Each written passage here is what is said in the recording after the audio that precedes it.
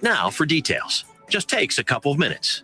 Our friendly, knowledgeable agents will give you free, no obligation information, handle all the insurance paperwork, and make sure your supplies are delivered directly to your door for free. Call U.S. Medical Supply 24 hours a day. 800-597-9323. 800-597-9323. 800-597-9323. Call right now. 800-597-9323. Let's be honest. Wheelchairs are heavy, bulky, and ugly. If you carry a wheelchair in your car to take care of a loved one, you know how hard it is getting that clunky, old-style wheelchair in and out of your car. Introducing the Feather Chair Wheelchair. At 13 pounds, it's the world's lightest wheelchair. It folds in seconds and fits neatly in your trunk, backseat, or closet, so you can take it everywhere. And it's only available right here. Order yours today and get a free wheelchair case, a $50 value, yours free. The Feather Chair. The world's lightest wheelchair is just $4.99 with easy payments as low as $16 a month. Sorry, no Medicare or insurance accepted. So call right now to order yours. 800-823-5826. 800-823-5826. 800-823-5826. That's 800-823-5826. If you are trying to quit drinking or doing too many drugs, listen to me. You don't know me and we'll never meet. I had a problem like you once. I drank and used to party a little too much till it got out of control and almost ruined my life. I realized I needed help to fix my problem before it totally destroyed me. If you've tried to fix your drinking and drug problem and you know you can't do it alone, you need to call the National Treatment Advisors. They'll immerse you into a 30-day program to replace your old habits with new habits and totally change your life. And if you have PPO private health insurance, the entire program may be covered. Fix your problem right now before it gets any worse. Get clean. Call now and learn more. 877-247-1581. 877-247-1581. 877-247-1581. Attention all business owners and creative minds. Do you need a unique and personalized touch for your products? Look no further than Romika Laser Engraving and Custom Designs. I'm Ron Phillips, co-owner of Romika Designs. We offer custom laser engraving services for a variety of products, including promotional items and corporate or personal gifts. With state-of-the-art equipment and a team of skilled designers, we can engrave intricate designs on virtually any material.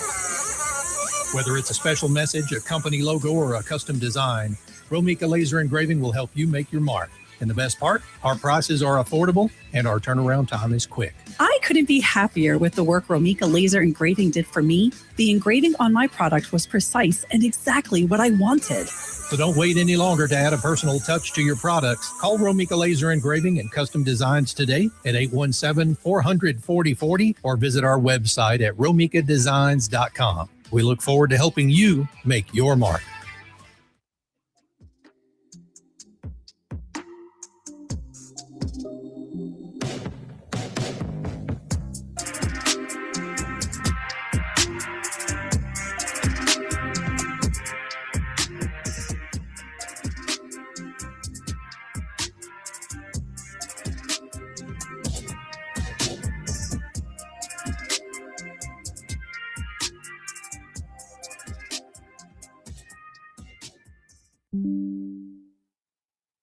How's it going? What's up, bros and besties? Welcome to another episode of Bitches of Sports. The Dallas Cowboys have found their new defensive coordinator. This has been a conversation. It's been a conversation since the season ended and they got rid of Matt Eberflus. But let's be real. There's a lot of Cowboys fans who have been looking forward to the Cowboys making this change since week 3. So they did what a lot of people wanted. They got rid of Eberflus, and now they found somebody who I think a lot of people understood that they were looking into and interviewing for good reason, but didn't actually expect him to hire. So basically, there were 3 things that people thought Jerry Jones would never do. 1, they thought that he would not hire a young, innovative, rising star in the NFL. They thought he would still go for like some fired head coach, somebody that he could get for cheap. And I don't know the details of this guy's deal, but the young, innovative rising stars, they didn't see that coming. They also didn't think that he would get someone from a division rival. And lastly, a lot of people didn't think that Jerry Jones would let somebody black be the defensive coordinator. There are a lot of people who still think the Cowboys just kind of have that sort of bias to where that would never be the case. And this guy, Christian Parker, happens to be all three of those things. I meant to pull the picture up. It's not up, but if you saw the thumbnail, you saw what he looks like. He's a young guy. He's like 34 years old. I think he just turned 34 in December. So relatively young when it comes to, the typical coaching age in the NFL. So yeah, this is definitely a deviation from what people expect from the Dallas Cowboys. But there are a few of us who did kind of see this coming somewhat. So this is a quote that was written by Joe Hoyt for Dallas Morning News. And this quote came out last week. And so in an article that he wrote about the Cowboys DC search, he said, after they fired Eberflus, Jones also acknowledged that focusing on a redemption arc might not be the best way to find a new defensive play caller. And this is the quote from Jerry Jones. He said, "I say to our fans, the way we've done it, I assure you, the way we've done it in the past, that alone will cause me not to do it that way now," Jones said. So I'm like, props to Jerry Jones for, at the ripe old age of 80, what is he, 83, 84? He's still realizing that he's making mistakes. He's still realizing that there are things that he can improve. So I definitely respect that from him. I also love the hire, Royal. And we're going to talk more about why I love the hire later in the episode. But I was surprised by it, but also like super, super proud of the Cowboys for evolving the way that they make these hires. I actually had a conversation recently, and I don't know if this is one of the clips that he put out, but I was talking with K-Lou of Dope Content, and we actually got on the topic of the Cowboys doing things different this offseason. And if you know him and you know me, Kayla's been a Cowboys fan longer than I've been following the team. And so he was kind of coming at it from the perspective of someone who's seen the Cowboys kind of do the same things over and over again. And so he was not buying the idea that the Cowboys might do something different this offseason, that they might make their decisions in a different way. Whereas I was like, look, I've been following the Cowboys for a few years, not as long as you've been a fan. However, I see a difference in the pattern. I see a difference in the way that they're talking. I see a difference in who's at the table, who they're listening to, how they're talking about certain things. And those are the kinds of things that I tend to look for. So it's like, for the people who were so emotionally scarred that they just could not fathom that the Cowboys might do something different, that they didn't want to allow themselves to feel optimistic and hopeful. I mean, hey, that's between you and your fan related trauma. But me, I kind of anticipated that they would move differently this offseason. And in my opinion, this move is just the start of that. This move is just the start of that. And it's necessary for them to make the rest of the moves that they need to make. Because like I said before, they're going to have to do something different with that defense.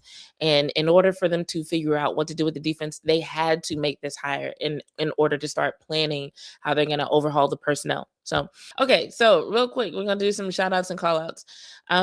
So my first call out is I'm calling out the WNBA.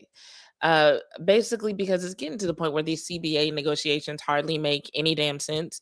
So the WNBA put out their anticipated schedule for the 2026 season, which is set to start on May 8th. Cool. But I was listening to one of the WNBA podcasts recently. I forget which one. I think it's the one that is hosted by The Athletic.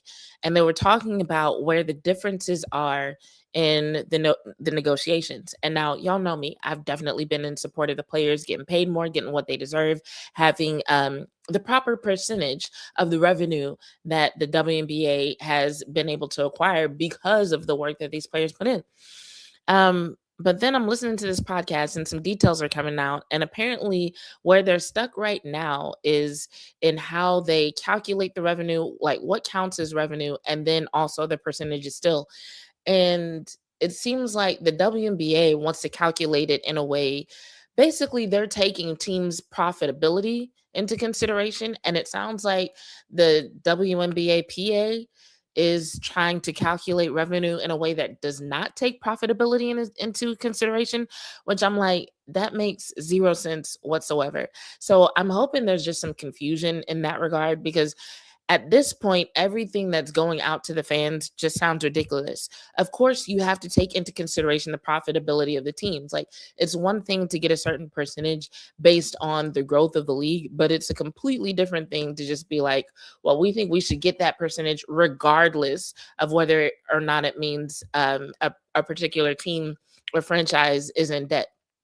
I don't understand. So that's why I'm calling out the WNBA, because I'm just like, if y'all can't get it together, at least on that front, y'all need to try to keep a little bit more of this information in-house. Okay.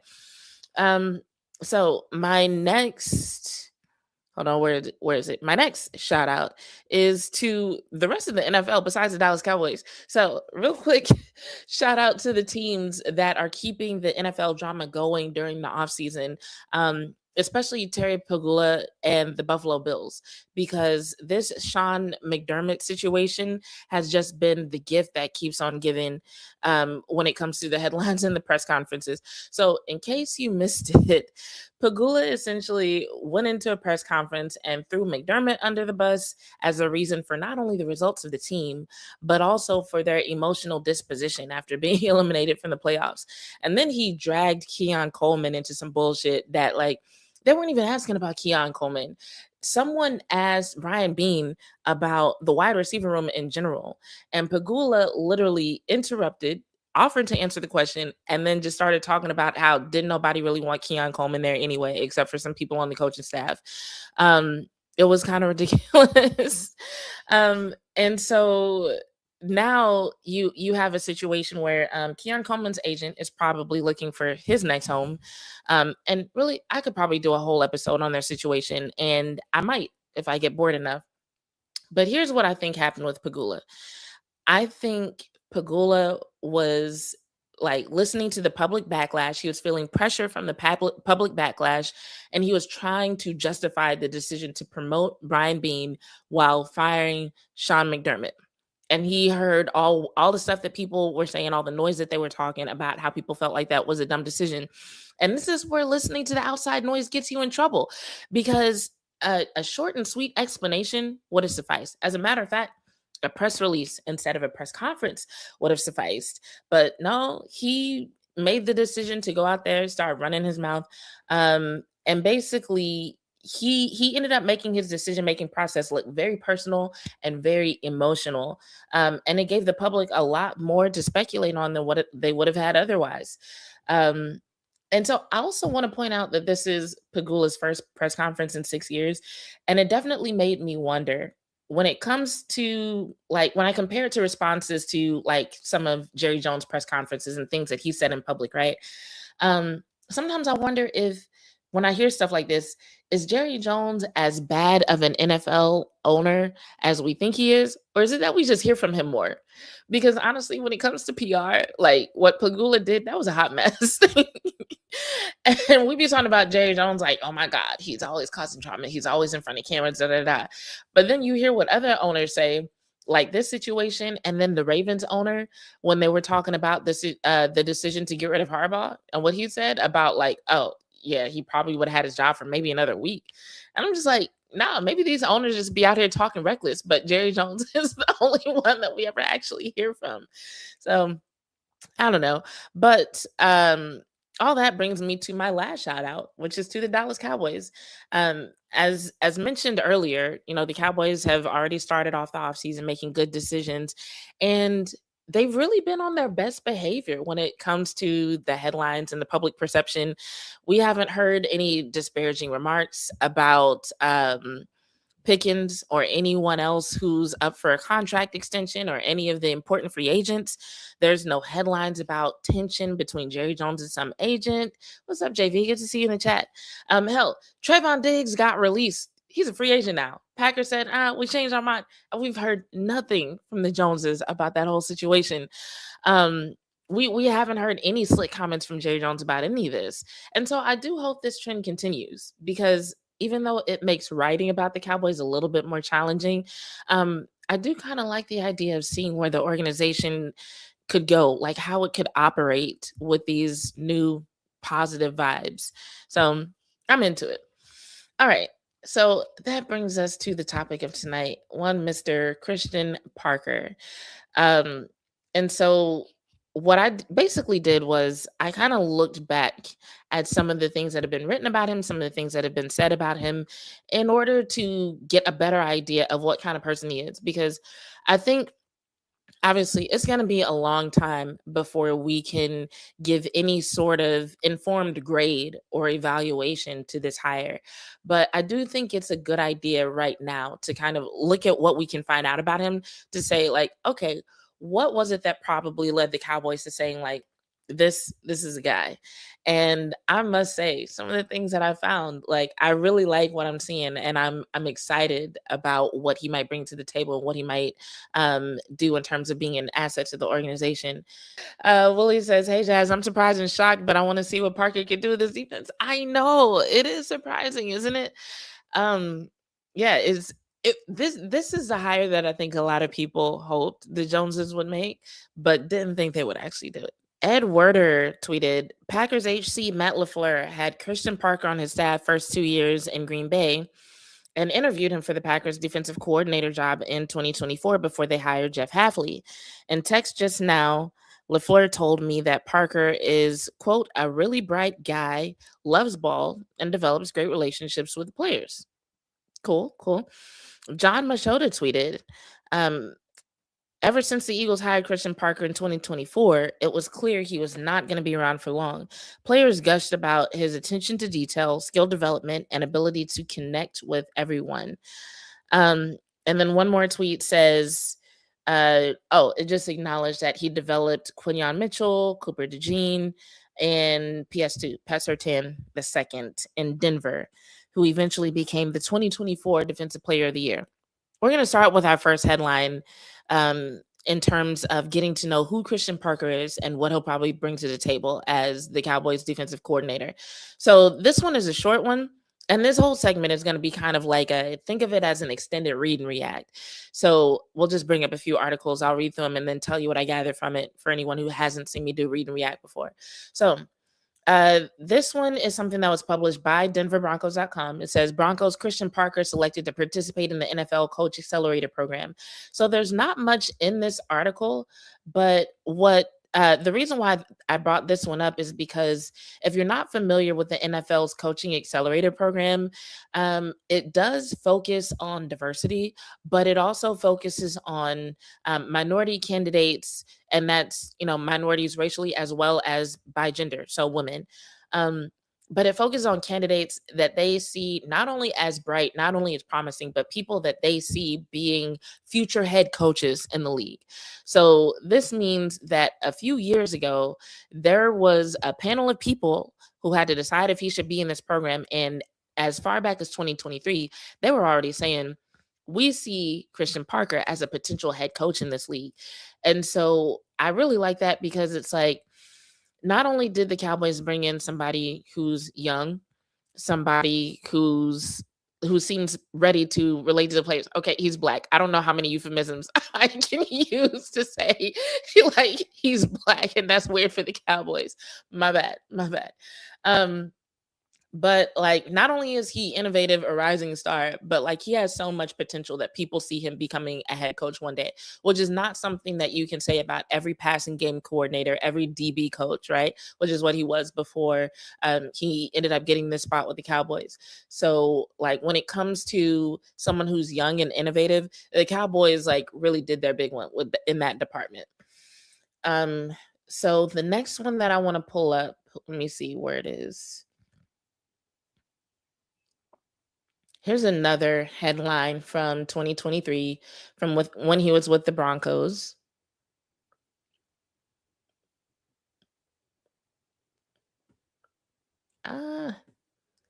StreamYard is not cooperating with me, you guys. All right, so this one says, the sky's the limit for him, how Pat Surtain can grow even further after an all-pro season. So This one on its surface is about Surtain, but it mentions Parker a couple of times in this article. And so what I liked in this particular article is how Parker talked about Surtain. And so this is one of the quotes from him. He said, "I think he can improve a lot more." Defensive backs coach Christian Parker said Wednesday. "I think just based off what God's given him from the physical standpoint, his mental ability and his mental focus, I think the sky's the limit for him. As well as he's done the first 2 years, I think he can get a lot more out of himself." And so, what I liked about that was actually two things. One is the way that he talked about Sertan reminded me a lot of how Schottenheimer talks about the players that he talks about in press conferences. Because if you notice, Schottenheimer never just leaves it at the surface level. If somebody says that a player is good, he'll go a step further and tell you something that maybe you didn't realize about the player, or it's something that you didn't know about the player in terms of their mental state, how they approach the game, or maybe something that they do in terms of preparation behind the scenes. It just lets you know that they're like really seeing the players. It's not just like, oh yeah, they're a great player, congratulations to him. It's like they're going to add something to the conversation. And while that might seem small, there are so many coaches who they just go through the motions. They don't really connect with the players enough to acknowledge some of the small things, some of the little things that they put into what they do outside of the practices that they run. So while it is one of those relatively small things, it was one of those things that when I read it, it stood out to me, especially because of what Schottenheimer was saying in the press conference that he did with the Joneses about what he was looking for in a defensive coordinator in terms of someone who could essentially match his energy. He didn't say it in those words, but in so many words, Schottenheimer was saying that he wanted somebody with a youthful energy, which we'll get to, but also someone who would actually connect with the players and see them as human beings. And so this was one of the first quotes that I read when I was doing my research on Parker that showed that he is someone who does that. All right. So another headline that I wanted to get into, and this is something that I read from his time with the Eagles. So this is an article from October 23rd of 2024. And the title of this one says, "Behind the Scenes of Rookie Corner's Insatiable Appetite for Knowledge." So this is another one where in the headline, it mentions the players, but Christian Parker is mentioned several times in this article. So the subheading said, "There's one big thing Eagles rookie corners Quinyon Mitchell and Cooper DeJean have in common. They want to learn everything." So it starts off actually talking about Christian Parker in relationship to those players and their desire to want to learn everything. So it says, "Christian Parker is used to it by now because it has become pretty common. The Eagles defensive backs coach will get a text like this: 'Hey coach, you in your office?' It's a question that leads to more questions, and in the NFL, questions are good, especially when they're coming from eager rookies. The Eagles drafted a couple of them back-to-back in April when they took Quinyon Mitchell with the number 22 pick and then Cooper DeJean with the number 40 pick. And so this is a quote from Christian Parker. It says, "They'll send videos of a play at night. They'll come in the morning with a question because I tell them, don't come in my office without any information. You came up here to learn, but I need to know what you're seeing too, so we can either confirm that or translate it or apply it a different way.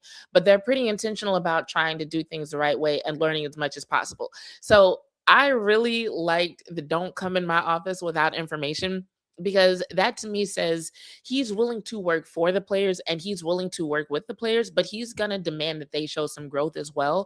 And so it's a really good give and take that works with coaching, that shows, one, he's interested in their development, not just, once again, not just going through the motions like I need to deliver the information and they either get it or they don't. He's invested in making sure that they get information. He's invested in their development. And also it shows that he can be relatable, but also set boundaries that he's still the authority. Because once again, 34 is relatively young. It's within that age group where some guys can start to kind of see you as the homie. Like you're one of the guys, you're like them. But it shows that he's willing to establish authority and that they respect that authority, not only because of his knowledge, but his approach to sharing that knowledge with him. And I really like that he takes this unique approach to sharing information and to coaching, because I think when it comes to making sure that guys get information, especially in a short amount of time, you do kind of have to sometimes be creative. So this was something that I never really heard about before in terms of the details of a position coach presenting information. So I really like the fact that he did that. Um, but it goes on to say Mitchell and DeJean have gotten into a groove of asking a bunch of questions in meetings, but they're constantly bringing questions to Parker outside of meetings too. When they go home at night with their iPads, the rookie cornerbacks will send Parker clips to know how to play a certain coverage or to ask him about a specific matchup, what he sees from a receiver, or what technique to use on any given play.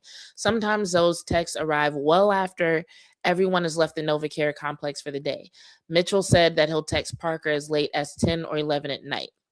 It's good to have that relationship with the coach, DeJean said, to be just one text away and ask him whatever questions we need to.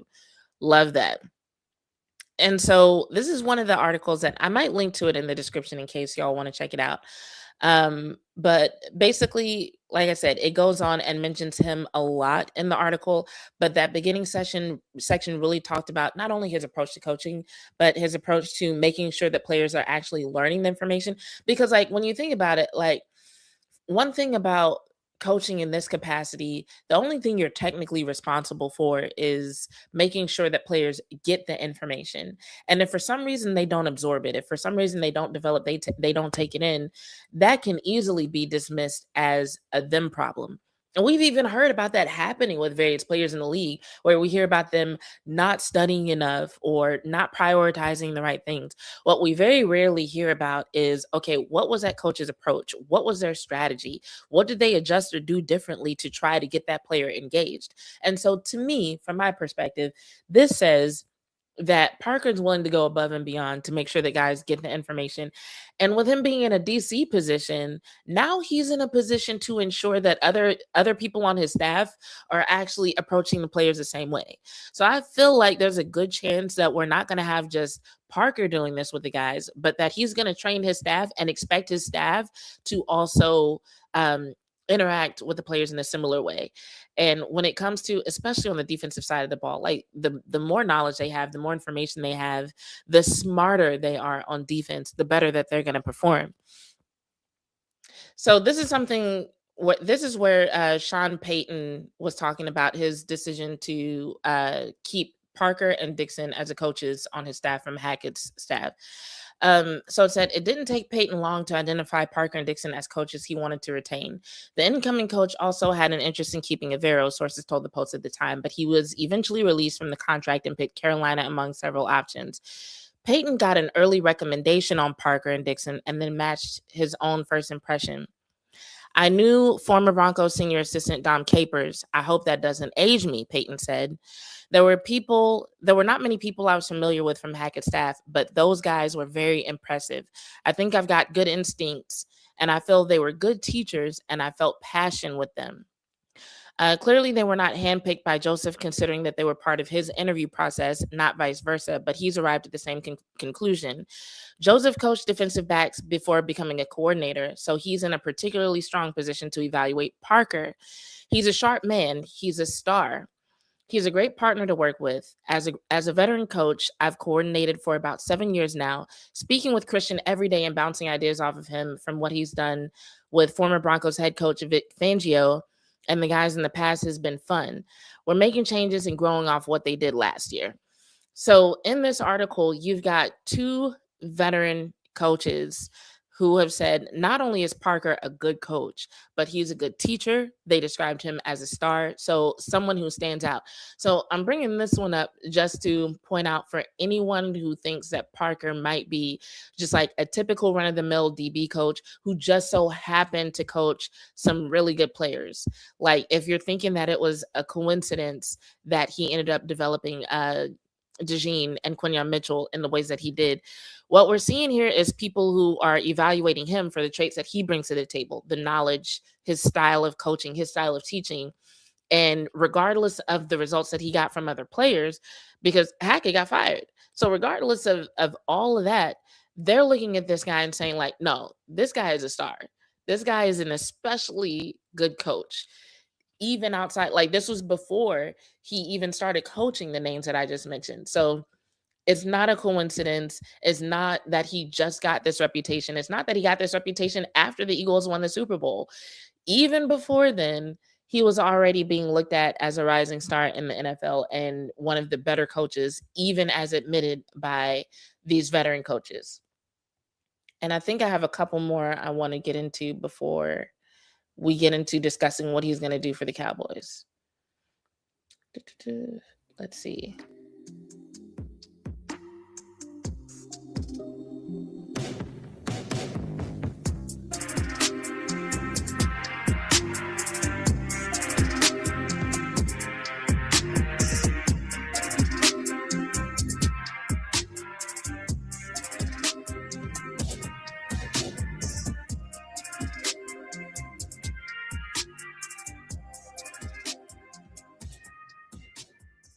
Hey travelers, do you want to save money on your next flight? Then pick up the phone and call. That's right, call, because the best prices are not online. They're with SmartFares. See, SmartFares has special deals with the airlines. When they have unsold seats, they use SmartFares to fill them. So you get airline tickets at ridiculously low prices. Our prices are too low to publish online.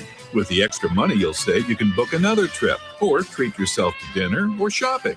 So stop searching all of those travel sites to find the lowest price on your next flight. Let one of our SmartFares expert travel agents find ridiculously low prices for you. Call SmartFares today and get the best price on your next flight. Guaranteed.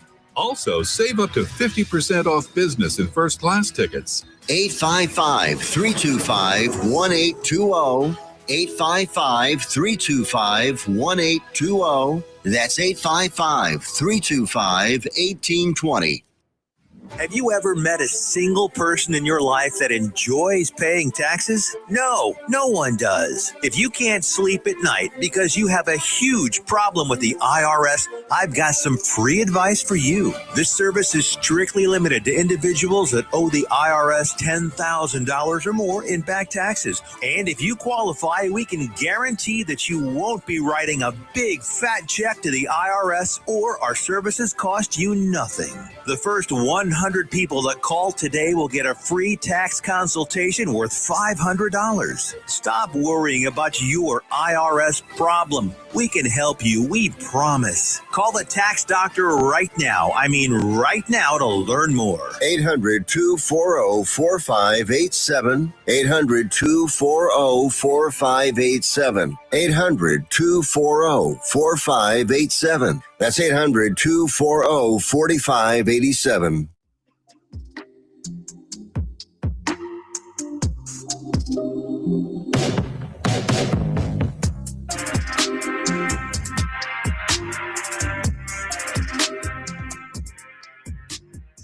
Okay, so this article is from 2025, written by David Fawcett, but it was written by someone who was referencing some of his high school accomplishments. So this says, Battlefield graduate Christian Parker will coach in the Super Bowl.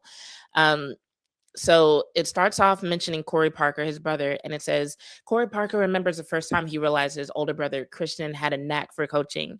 It was during off-season workouts at Long Park and Haymarket when Corey and his other brother, Colin, were in middle school.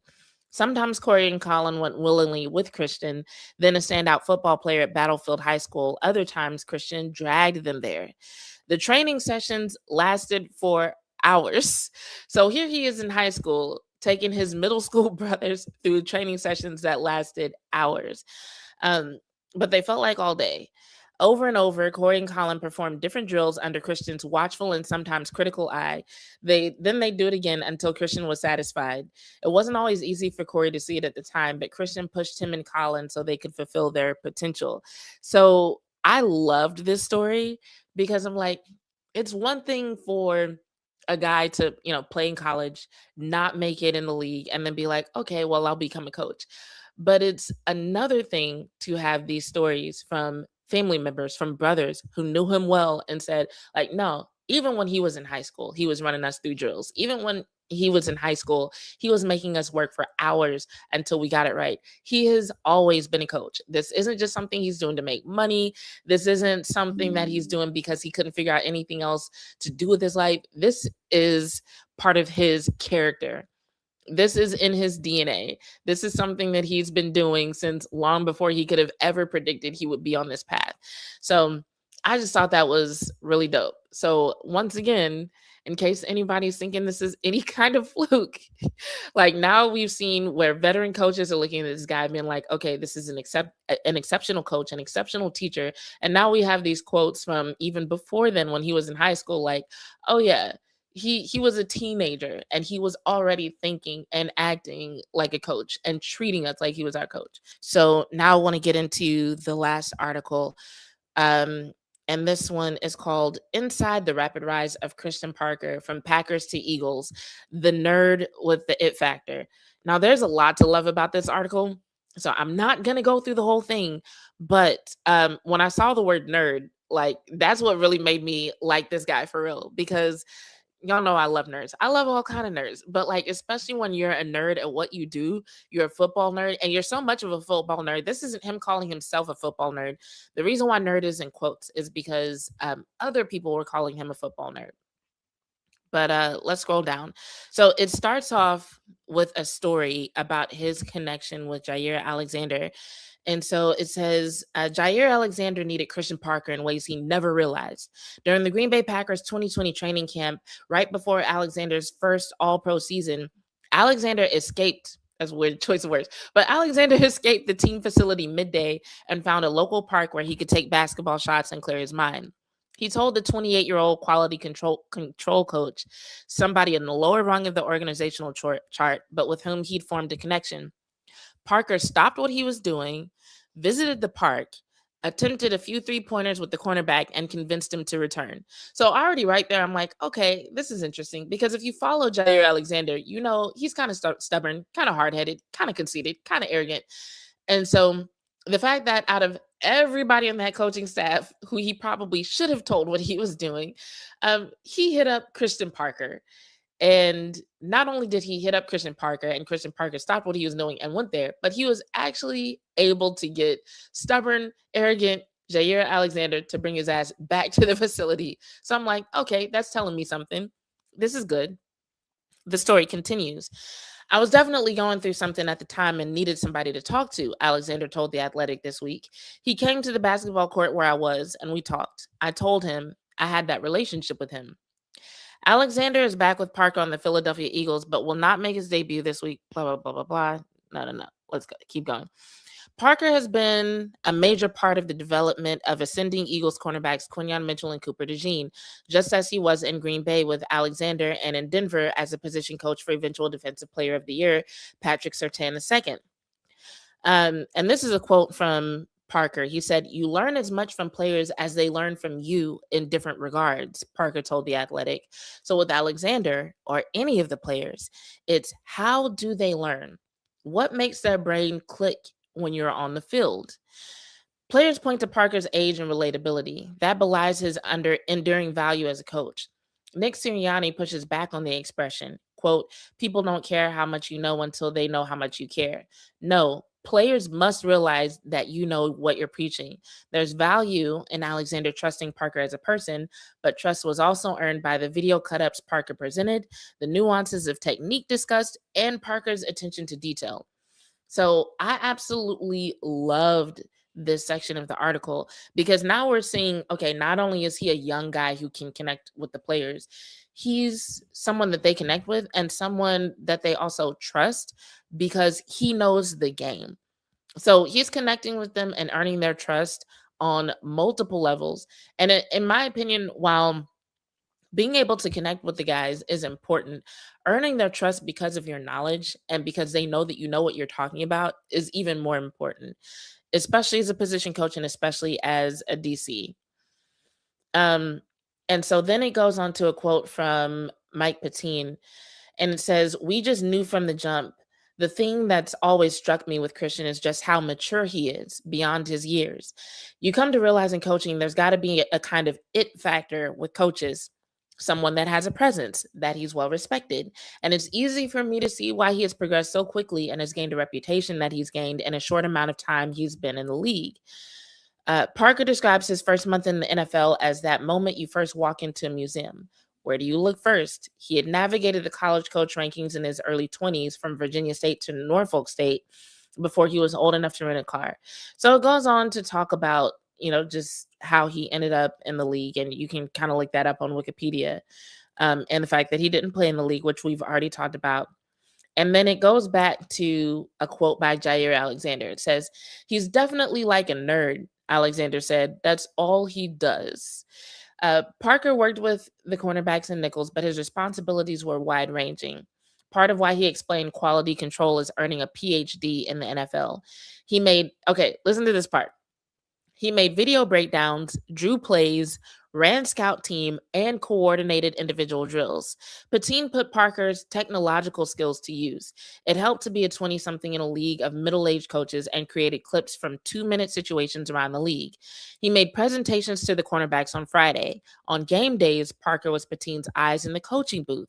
He offered opponents tendencies while the game unfolded.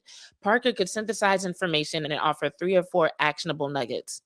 Like I said, this is a pretty long article, but what it touches on is everything that Schottenheimer and the Joneses talked about in their press conference was pretty much touched on in this article. So him being someone who could bring youthful energy to the team, who could connect with the guys, but also the fact that he's committed enough to go above and beyond in his responsibilities when it comes to not only delivering information to the guys, but also he's cutting up tapes. He's bringing his own past information to the table to the point where they're calling him a football nerd. And when you're one person on a whole staff full of coaches and they call you out as the nerd, to me that says something. To me that says there's something about you where they can see that you go above and beyond what other coaches do. I think something else that they're going to be looking into is I think a lot of people are wondering how can I put this? Because I don't want to make it sound like he's going to be a copy of Vic Fangio, but I do think with when it comes to the Vic Fangio coaching tree, I think they're looking to see what he can bring from that experience with Vic Fangio and how that might look in Dallas. Okay. There's a lot to be excited about when it comes to Fangio's style of defense. So if y'all want to throw your own thoughts and predictions in the chat, feel free to do so. So let's see what y'all are talking about. Royals says, "I love what he brings to the table, Christian Parker. This is a perfect hire." Perfect. Wow, that's a lot of pressure. And we're getting more proof from him. Awesome. Love it. And who else? Gimli says, "Not gonna lie, him being a year older than me is making me feel a certain way about what I've achieved in my life." Look, don't let age get to you. One thing that I've learned is that, like, I don't want to say that age is not a social construct, obviously, because like age is age. But what I will say about age is like everything that people say about what you should have accomplished, what you could have accomplished, what you should expect at a certain age, all of that is a social construct. Age don't actually mean nothing. It means nothing. We all have our own individual stories. So yeah, I hope everybody is excited about the hire. I'm definitely excited about it. Looking forward to. I am definitely looking forward to this guy's first press conference because I want to hear how he answers questions. I know people are going to ask him about the Fangio defense, about what changes that he has in mind. And I'm just looking forward to hearing what he has to say. But as far as me and what I'm looking forward to, even though I am kind of in the camp that's predicting that he might run something similar to what Fangio brings to the table, at the end of the day, I am one of the people who's like, can you do for Siobhan Revel and Deron Bland what you did for Quinyon Mitchell and Cooper DeJean? Even like he had them as rookies, and that might make a difference. But I just still feel like everything that I'm reading about this guy means that he's going to be able to, like some of these players that we've been frustrated with in 2025 are going to look totally different in 2026 under his leadership and under his coaching. And I'm more excited about that than anything. But when it comes to everything that Shotty and the Joneses said in that press conference, him, bringing youthful energy, being able to connect with the guys, having a plan for what to do with the defense, having a plan for how to use the talent that they already have. He's checking all the boxes. Even I said like, yo, whoever this candidate is, if they're not a former head coach, they're going to have one hell of an interview. And obviously, I don't have information on what happened in that interview, but just from the articles that I've read, you guys, I'm pretty sure y'all can imagine some of the things that were discussed in those interviews that made them say, like, no, we need this guy in the building. We need this guy working with our defense. And in addition to developing the players, I'm going to say one more thing, and then we're going to do as it is in sports. But in addition to developing the players, something else that I'm really hoping for is just a system that can stay consistent. Because one of the things I was thinking about is the fact that people have talked about the fact that, the DC situation and the defensive scheme and the defensive identity has been inconsistent for a very long time. There's nobody that they've kept in charge of the defense for like 3 or more years. And it can definitely impact the defense's ability to get better. And on the flip side, if you think about the offense, and one of the things that's really helped the offense continue to get better and evolve is that even when they brought in somebody new on the coaching staff, when something changed, they kind of always had that North Star. Like every year it's like, okay, well, what are they changing? Are they keeping the same language for Dak? Are they keeping XYZ from last year? And it's always like Dak and what he knows and what he's able to execute and what he's able to do. That was their North Star. So even when it came to like bringing in George Pickens, they needed somebody who could work well with that. So it's like, even though the identity of the offense has shifted over time somewhat, you've kind of had that steady consideration of what's best for Dak, how he communicates, what he knows, what he does well, so on and so forth. So people who were brought onto the offense, whether it was as a player or whether it was as a coach, at least that much was taken into consideration. You haven't had that for defense. They haven't had a North Star to consider, or like any kind of anchor player that's like, we got to build around this person, even a unit. They haven't really even been consistent in what unit is the most important. Like, I was reading something about, I think it was about Fangio's defense and how it relies on having a really smart and effective nickel corner. While we have had a good nickel corner in the past, I can't remember the last time anybody's been able to say about the Cowboys defense, oh, they definitely need a really good blank. They absolutely need this. Oh, this person is essential to the defense. This position is essential to the defense. And so I feel like if he can just establish that, that will do so much good for the defense and for the decisions that are going to have to be made about the defense moving forward, and let them actually get to a point where they're evolving and developing and stacking progress on top of progress instead of having to start over every year. So dig that. All right. As it is in sports, so it is in life. And today's edition of As It Is in Sports, So It Is in Life is inspired by the Indiana Hoosiers.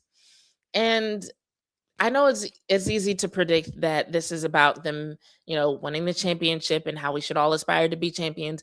But the reason why they're the inspiration for today's As It Is in Sports, So It Is in Life is actually threefold. So there are 3 things that I want us to take away from the Indiana Hoosiers and this turnaround that only took a couple of years, that took them from being the losingest team. Losingest is American for a team that lost more than any other team for my international audience. And I say American and not English because leave it to Americans to come up with such, it's honestly an ugly word, like when you think about losingest, but we understand it. So they went from the losingest team to undefeated national champions with just a 2-year plan. That's pretty fucking major, you guys. So the first thing I want us to take away from this story is how they use the transfer portal to get experienced players and the right players over the best players. And I want us to really think about that part of their story because it's probably the most talked about part of their turnaround, but it's very significant. And it's something that I think people with big goals can relate to, because so often when it comes to attacking our goals, we think about getting the best of everything. And a lot of times what we're thinking about is what would be impressive to other people. What would be a status symbol or a symbol of success to other people? Like, what would signal to other people that I'm doing great? Indiana didn't necessarily do that. They said, you know what? We know that we could probably go after people who are ranked here, like at the top of the list, at the top of the pile. We could throw all sorts of money at them and try to get them to come to Indiana and make our team better. But instead, what they did was they looked for people who are a good fit. They wanted players with a certain level of maturity, enough maturity so that they could come together, be on one accord, and actually make the main thing the main thing, keep the main thing the main thing, right? So they were looking for mature players with certain types of traits. I think I heard one report that said they didn't have any 5-star recruits, but they had 8 4-star recruits. So that says they're not looking for what everybody else considers is best. They're looking for what's best for them. And that is such a little practice habit among people. I even read a study recently that said a lot of people, even when they try to pick their job or their romantic partner, they take into consideration more what would make them look good to other people than what they would actually want. In other words, there are people who are like going out on dates, meeting people, and instead of thinking, does this person make me happy? Can I build a future with this person? Do I like this person? Do I find them attractive? They're thinking of like, what would my homeboys say if they saw me out with this chick? What would my homeboys think if I was in a relationship with this person? What would the girls in the group chat say if I told them that I picked this person as my dude? That is fucking bananas. What are we doing? What are we doing? So with the first part of as it is in sports, as it is in life, I just want us to evaluate the decisions that we're making for our personal life and consider, are we actually doing what's right for us? Are we doing what makes sense for us? Or are we doing what other people say is best and what other people would look at as a symbol or a status symbol or a symbol of success? Number 2, the other thing that I want us to think about that Indiana did, they paid attention to their facilities and their finances. So in 2024, the institutional support for the football program went from $5 million to $26 million. They also got $5 million from alumnus Mark Cuban, and they invested that into facilities and stadium upgrades, as well as NIL and coaching salaries. So not only did they say, we're going for the right people, they said, hey, we can be altruistic all day and be like, we're going to look for the right team, but we're also going to level up our own standards. We're also going to present ourselves as something better to make sure that we can attract the people that we want, because we don't want to say that we're looking for the right people and use that as an excuse to settle. We're actually going to step up our own game so that hopefully the right people will also meet us where they are, so that we can attract the right coaches and actually pay them what they're worth. And so that's something that we have to think about in our own lives, because it's like, whenever we decide to go after a goal, making the right decisions is one thing, but are we actually willing to step up and level up in the ways that we need to level up in order to even go after what we're going after? Because like, you can attack something every day. You can wake up thinking about your goal every day. But if you are not learning, if you're not growing, if you're not developing in the ways that would accommodate the acquisition of that goal or the achievement of that dream, what are you doing? For my anime nerds out there, like, it's one thing to say that you want to master the Rasengan, but like, are you willing to work on your shadow clone technique to do it? Like, sometimes you have to like go a couple of steps back, like take a couple of like, look down the line and be like, am I actually ready to take on what I say I'm willing to work for? Do I actually have the infrastructure? Do I actually have the foundation, the setup to do what I say I'm going to do? Indiana said that they didn't, and they actually put in work to make those changes, which brings us to point number 3 of today's As It Is in Sports, So It Is in Life. Before they even took the steps to invest in their financial situation, to invest in their infrastructure, to invest in their facilities and make sure that they were paying their coaches, they actually had to be honest about their goals. They had to be honest about where they were and where the gap was between who they were and who they wanted to be. And I feel like that's the part of this whole story that gets talked about the least, but actually might be the most significant, because they actually had to sit down in a meeting, and we're like, we're not talking about a bad team. We're not talking about one of the worst teams. Once again, losing his team in college football history. That's where they were. And they actually had to decide that they didn't want to be that anymore. Not only did they not want to be the worst team, they had to actually say, okay, we're going to go from being the worst team to we're going to be national champions. And that's significant because, like, knowing your goals and knowing your why, that's one thing.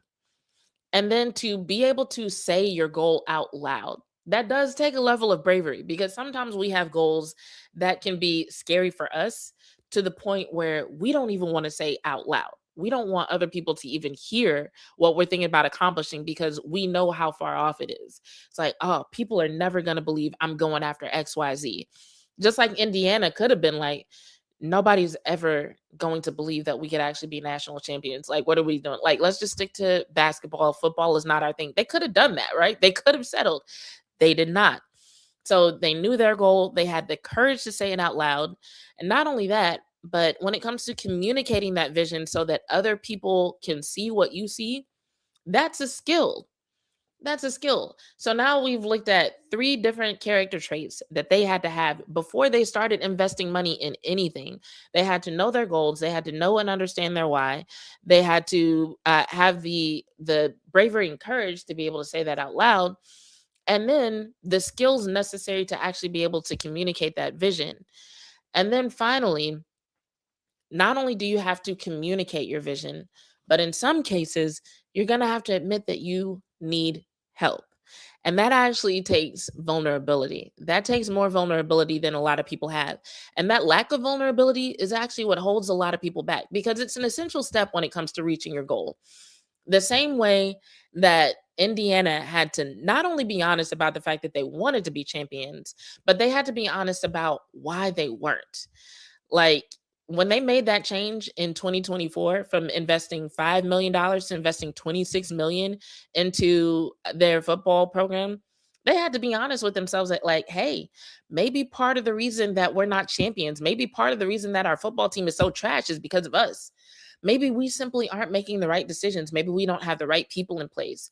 And it's like, when it comes to you and your goals, like, how often are you willing to look in the mirror and think about what it is that you're doing wrong, where you're falling short, where it's not just like, don't get me wrong, sometimes outside circumstances can play a role, but sometimes we be on some bullshit. Sometimes we are just not trying hard enough. Sometimes we are making excuses. Sometimes we are just trying to get away with doing as little as possible, like getting the most results for as little as possible. That's another thing people do when it comes to dating. People want the most, but want to put in the least. And they do that in so many areas. And how often are we willing to be honest with ourselves about the fact that we're not trying as hard as we could, that we don't know as much as we should, that we're not good as we need to be in order to get the position, in order to get the role, to get the recognition that we say we want, that we just need to do better, that we need to try harder, that we need to be better. And the reason why I say that it's essential is because there's so many people that we can think of that if it weren't for them admitting that they need help, they would have never accomplished what they accomplished. You can think about Michael Jordan, for example. If he had never admitted that, hey, I need help learning to be more physical, I need help with my physical and mental toughness, and got Tim Grover to help him learn how to incorporate weight training into his basketball training and get to the point of being more physically tough and more mentally tough, Michael Jordan might have never become the Michael Jordan, the legend, like the world-renowned legend, right? But it took him being honest about the help he needed and then actually recruiting that help in the form of Tim Grover. You can take it out of sports. Look at Michael Jackson, child star to king of pop. But who helped him make that transition? It was Quincy Jones. And I don't know what conversations happen that facilitate that, but that wasn't something that he did on his own. Yes, Michael Jackson is a legend. Yes, he earned the title of King of Pop. Like, yes, there's video footage of him in front of huge, like packed out, sold out arenas and women passing out when he just hops on stage and just stands there. But there were people who helped him develop into that. That's not something that he just like came out the womb being able to do. Going back to my Naruto reference, as a matter of fact, when I said, if you want to master the Rasengan, you got to work on your shadow clones.